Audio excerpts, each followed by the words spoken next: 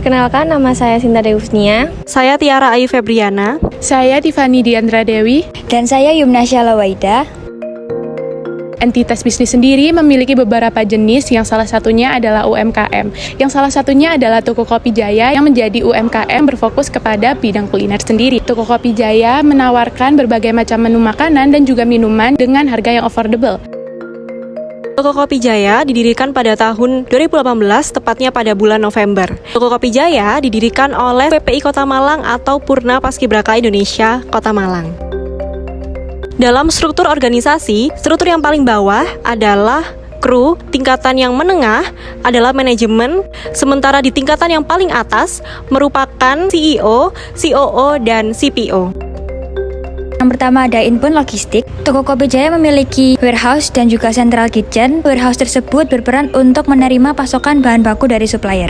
Yang kedua ada operations. Toko Kopi Jaya menerima bubuk kopi dalam bentuk jadi yang kemudian akan mereka roasting untuk menjadi minuman yang siap untuk dikonsumsi.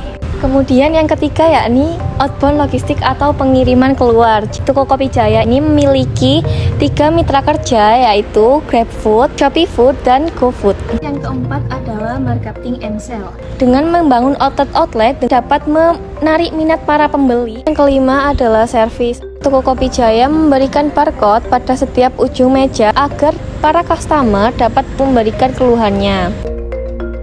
Kopi Jaya sendiri memiliki modal awal dari dana pribadi owner atau CEO dan hasil kolaborasi dari Koperasi BPI Purna Paskibra Indonesia Kota Malang.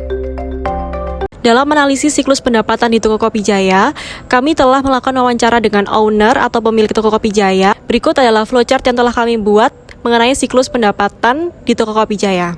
Siklus pendapatan di Toko Kopi Jaya dimulai ketika pelanggan mengunjungi outlet di Toko Kopi Jaya dan melakukan pemesanan. Setelah mereka menyebutkan pemesanan mereka, maka kasir akan menginput pesanan tersebut ke dalam sistem POS menggunakan tablet.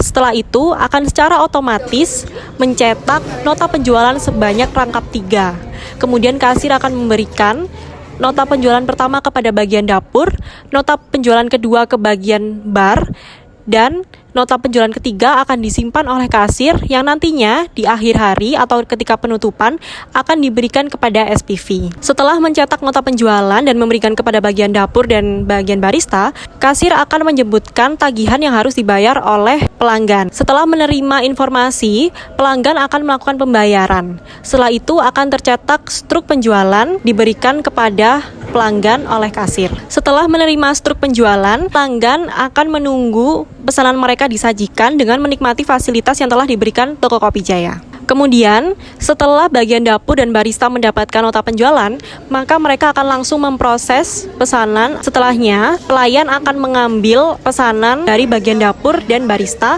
lalu disajikan kepada pelanggan. Setiap jam 11 malam atau ketika penutupan Toko Kopi Jaya, kasir akan mengumpulkan nota penjualan dan pendapatan atau kas harian yang akan diberikan kepada SPV. Setelah menerima pendapatan atau kas harian, maka SPV akan menyetorkan pendapatan harian ke bank. Bagian akuntansi akan memantau setoran tersebut melalui mutasi rekening. Setelah itu, bagian akuntansi akan menyusun jurnal penjualan harian dan buku besar harian. Dan mereka juga akan menyusun laporan keuangan harian. Bagian akuntansi kemudian akan menyerahkan laporan keuangan harian kepada owner atau pemilik.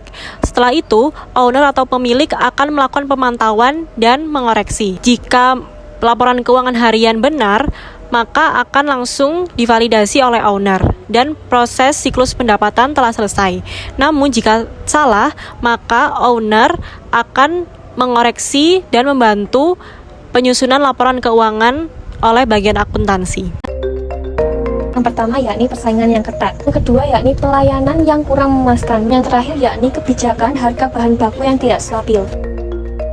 Toko Kopi Jaya memberikan wewenang tersebut kepada COO untuk membuat SOP untuk dijalankan sesuai dengan kode etik dan juga aturan yang telah berlaku. Ada beberapa ancaman resiko, contohnya adalah pencurian. Melakukan screening kepada karyawan sebelum mereka memperkerjakan karyawan tersebut. Seluruh informasi, baik pencatatan maupun manajemen harus akurat agar terhindar dari resiko. Aktivitas yang memastikan bahwa seluruh kegiatan usaha berjalan sesuai dengan prosedur yang berlaku.